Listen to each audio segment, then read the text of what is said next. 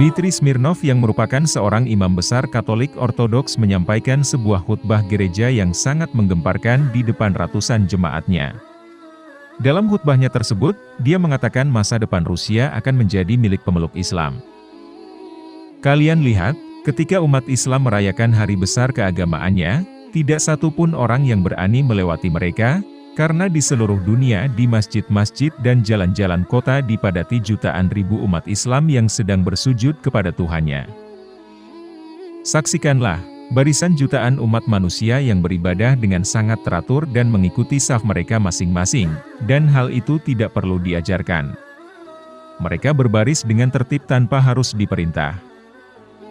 Lalu di mana kalian bisa melihat pemeluk Kristen seluruh dunia, bisa beribadah bersama? Dan hal itu tidak ada dalam Kristen, kalian tidak akan pernah melihatnya. Lihatlah mereka, orang Muslim kerap membantu dengan sukarela tanpa berharap imbalan, tapi pemeluk Kristen malah sebaliknya. Kalian tanyakan pada wanita tua itu, sambil menunjuk wanita yang lumpuh yang berada di gerejanya. Menurut wanita tua itu, seorang pengemudi Muslim sering menyediakan jasa transportasinya untuk mengantarnya ke gereja di Moskow. Dan setiap wanita tua itu ingin memberinya upah, tapi pengemudi Muslim selalu menolaknya dengan alasan bahwa Islam melarang mengambil upah pada wanita lansia, jompo, duafa dan anak-anak yatim di berbagai panti dan yayasan. Dengarkanlah persaksiannya, padahal wanita tua itu bukan ibu atau kerabatnya, tapi pengemudi Muslim mengatakan dalam Islam wajib menghormati orang yang lebih tua, apalagi orang tua yang lemah dan tak berdaya tersebut.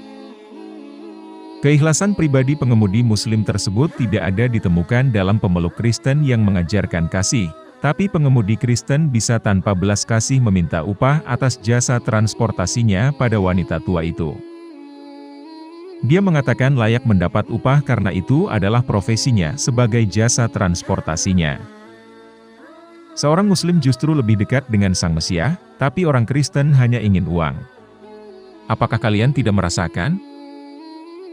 Bagaimana dalam prosesi penebusan dosa, siapa saja harus membayar kepada pendetamu, entah itu miskin atau manula, wajib memaharkannya sebagai ritual pengampunan dosa. Saksikan juga, seorang Muslim tidak tertarik untuk mengambil upah pada orang-orang lansia. Mereka begitu ikhlas dengan sukarela membawakan barang-barang serta belanjaan wanita tua itu. Sampai sang wanita tua itu hendak berdoa ke gereja, sang pengemudi Muslim setia antar jemput wanita tua itu.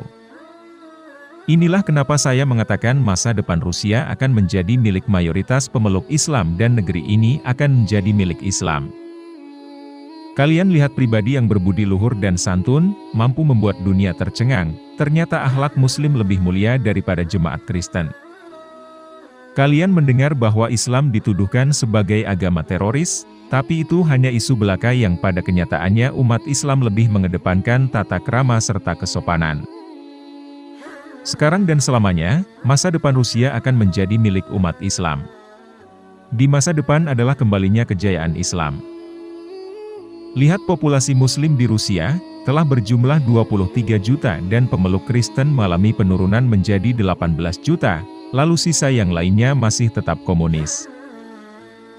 Ini sebuah fakta bahwa Islam sekarang menjadi agama terbesar di Rusia.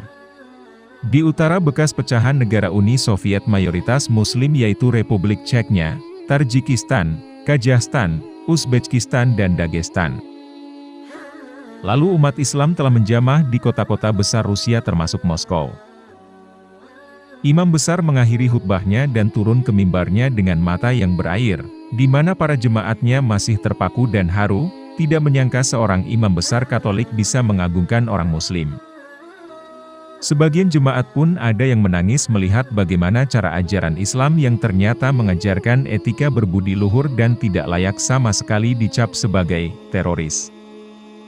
Meski hal itu disampaikan oleh seseorang yang bukan Muslim, namun hal ini membuktikan bahwa di dalam Islam diajarkan tentang akhlak mulia, saling mengasihi, dan toleransi.